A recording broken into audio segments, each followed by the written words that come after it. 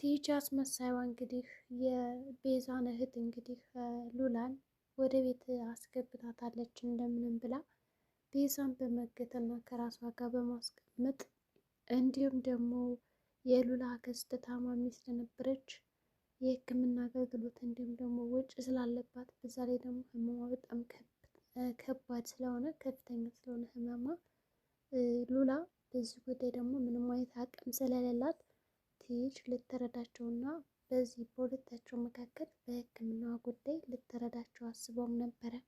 ቲጅ ምንም እንኳን ብትስማማ በህክምና ወጪዋን ለመሸፈን ነገር ግን ከሉላ አንድ የፈለገችው ነገር አለ። ያንቺን አክስት የማድንልሽ ከሆነ አንቺ ደግሞ ለኔ አንድ ነገር ማድረግ አለብሽ በማለት አዛትም ነበረ። ወደ ቤዛ ቤት እንግዲህ የሱራፌል ሚስት ሆና እንድትመጣና ስራውን በአግባቡ እንድትሰራ እንደባንድ አስረድታታለች። እንግዲህ ሉላም በግድ አልሰራም በዛ ቤት ብዬው በማለት ነበር የመለሰችላት። ነገር ግን ግዴታ ስለሆነባት አክስቷን በጣም ስለምትወድ በዛ ላይ ደግሞ ቤዛ እህትሽ ናት መንታ እህትሽ ናት ብላ እንግዲህ ሳትሞት ነግራት ነበረ። እስከ ዛሬ የደበኩሽ ሚስጥር አለ ወንድሜ አያውቅም ሚስቱም አታውቅም ህፃን ልጅ እንደወለዱ እና መንታ እንደሆናችሁ ከዛ በተጨማሪ እንግዲህ ወዲያውኑ እንደተወለደች በቃ ሞታለች ብዬ ነገርኳቸው ማለት ለእናትና ለአባቷ ትነግራታለች ማለት ነው። እንግዲህ ሉላም በጣም ታዝናለች። ሉላም ካዘነች በኋላ እንግዲህ አክስቴ ለምንድን ነው እንደዛ ያደረግሽው ማለት ጠይቃታለች። ነገር ግን በቃ ይቅር በይኝ በሚለው ነበር ይቅርታዋን የተቀበለቻት። ይሁን እንጂ አሁንም ቢሆን ወደፊት ለሚመጣው ህይወትሽ ማሰብ አለብሽ በማለት አክስት ተብዬዋ ትመክራታለች። እንዲሁም ደግሞ ሉላ አክስቷን በጣም የምትወድ ልጅ ስትሆን አክስቷም ትወዳታለች። ልክ እንደ ልጇ ነው እንግዲህ ያሳደገቻት ተንከባክባ። በተለይ ደግሞ አርግዣለሁ ስትላት በጣም ነበር የተናደደችው። ምክንያቱም ምንም አልጠበቀችም ማለት ነው።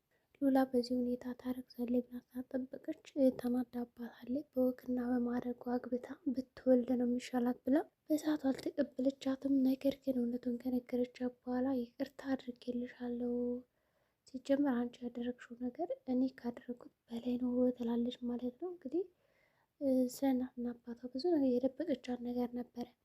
በዚህም የተነሳ እህት እንዳለቻት በጣም ተደስታ ማለት ነው ሉላ።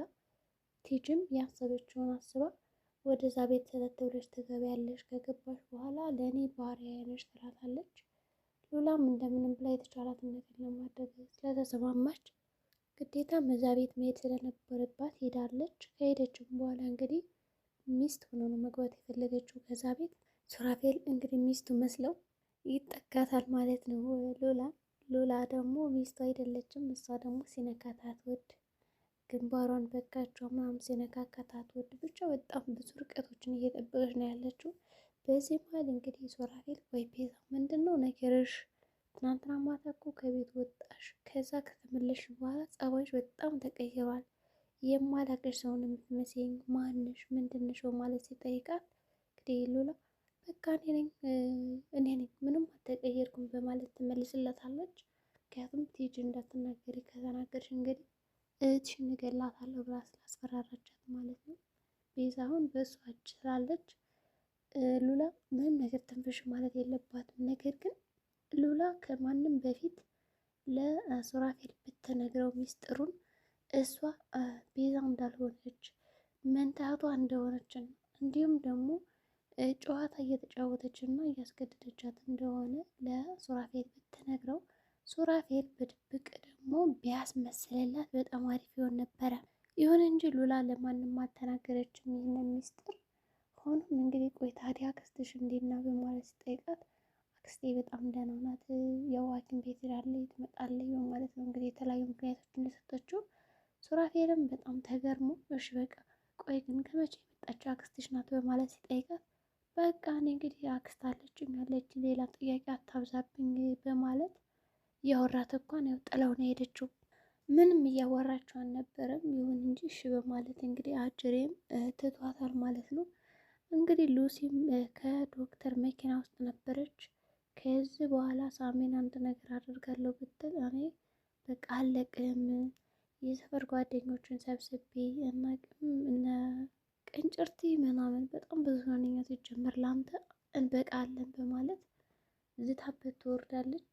ደግሞ በእርግጥ እዛ ቤት የገባሁት ቤዛን ልገላት ነበረ። ነገር ግን ያቺ ቲጂ የምትባል ህይወቷን አድናታለች እና እቅድ ግን ያከሸፈችብህ እኔ ሳልሆን ቲጂ ናት በማለት ትመልስለታለች። ቲጂ ግን በምን ቀን ነው ያመንኩሽ በማለት ያው ከራሱ ጋር ጠብ ይገጥማል፣ ግብ ይገጥማል።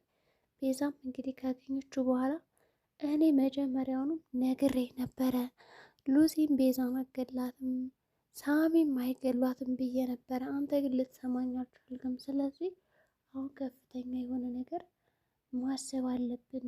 እንዴት ነው በቃ ትልቅ ነገር አድርገን እነሱን ማስወገድ አለብን ትለዋለች። ዶክተርም እንግዲህ እኔ አንቺን ማመን አለብኝም ሲጀመር ከጀርባ የሆነ የደበቅሽው ነገር አለ እንጂ እንደዚህ ዝም ብለሽማ አታወሪኝም አትመጭም ይላታል። ቤዛ ምንም የደበቅኩት ነገር የለውም ትለዋለች። በእርግጥ ነው እንግዲህ ዶክተሩ የደበቀች ነገር አለ። ያንን ነገር እንግዲህ እንደምንም ብለህ እንትን ብትለው አሪፍ ነው ብታስወግደው። ነገር ግን እስኪ ማን እንደሚደርስባት የቲጂ ሚስጥር እናያለን። እንግዲህ ቲጂ የሉላን ወይም ደግሞ ሉላን እና ቤዛን ያው በጣም ስለሚመሳሰሉ ሉላ ከዛ ቤት ገብታ የቤዛን ሀብት እንዲሁም ባሏን ሁሉን ነገር ቀምጣ በቃ አጠቃላይ ቤዛ የምትለብሳቸው ልብሶች ቤዛ የምታደርጋቸውን እያንዳንዱ ነገር ኮፒ ያደርጋል ለብሳ ባሏን ማማለል። ከዛ በተጨማሪ ደግሞ የፍች ወረቀት ጠይቃ ሀብቱን በቲጂ ስም ለማዞር ነው የጠየቀቻት። ቲጂ እንግዲህ ሁሉን ነገር የራሴ ነው የቤት ራሱ የራሴ ነው ማለት ነበር የመለሰችው። ይሁን እንጂ እሺ ብላታለች። እንግዲህ ሉላም ኪችን ሆና ምግብ እየሰራች እያለ ሳሚ ይመጣል። እንዲሁም ደግሞ ሳሚ ወደ ሽንት ቤት መሄድ ፈልገው ኑፈትኝ እያለ ከታገተበት ሲጮህ እነ ጋርዶች ያው የሱራፌል ጋርዶች የሆኑ አትቀልድም ማለት እምቢ ብለውት ነበር። አንፈታም እንደምንም ብሎ ግን አስፈታቸውና ከዛ ማምለጥ ችሏል። ካመለጠ በኋላ እንግዲህ ሰተት ብሎ ወደ ቤቱ ነበር የሄደው። ከቤቱ ከሄደ በኋላ ግን ሉሲ የለችም። በመንገድ ካገኘ በኋላ ግን እኔ በጣም ደስ ብሎኛል፣ እሺ ስላገኘሁሽ በጣም ብሎ እንግዲህ ተነፋፍቀው ስለነበረ ሰላም ይላታል። እንግዲህ ቤዛስ እንዴት ናት በማለት ነው የጠየቃት። ቆይ አንተ ልጅ ግን እኔ በአንተ ምክንያት ምንም አይነት እንቅልፍ አልተኛም። አንተ አሁንም መተህ ስለ ቤዛ ነው የምታስበው? ለምን ምን አይነቱ ድንጋ ነው በማለት ነው ትሰድበዋለች። ይሁን እንጂ አይ እኔ እንደዛ አይደለም ተረጋጊ፣ ይኸውልሽ ለዛ ሰውዬማ ላስለቀሰላ አድርገን እያንዳንዷ ነገር እኛ መበቀል አለብን በማለት ይመልሳል ማለት ነው። እንበቀለዋለን፣ ከተበቀልነው በቃ አይደርስብንም፣ እስካሁን እሱ ዝም ብለን ነው እንደዚህ የሆነው በማለት እንግዲህ ይነግራታል። እሷም ምሽት ልና መንገዳቸውን ቀይረው አጅሪትም ወደ ቲጂ ቤት ትሄዳለች ማለት ነው። ቲጂም እንግዲህ ከቤዛ ጋር ቁርስ ለመብላት ያው ተፍ ተፍ እያለች ነበረ። ቁርስ ከበላሽ በኋላ በጣም ይጣፍጣል፣ ግን ልክ እንደ ቤዛ አይሆንም በማለት ታሞግዛታለች። ይሁን እንጂ እሺ በቃ በማለት እንግዲህ ጥርግ አድርጋ ከበላሽ በኋላ ወዲያውኑ የፍች ወረቀት ጠይቂ። ከዛ ጠበቃው ራሱ የለም፣ ግን አሁን በዛሬ ቀን መውጣት አልነበረበትም።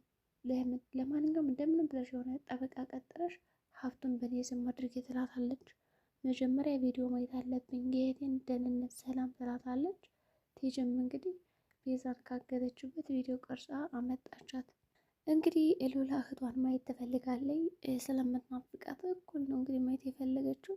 ናፍቀኛለች ትላለች። እንግዲህ ወዲያውኑ ነበር ስልኩን የመነጠቀቻት።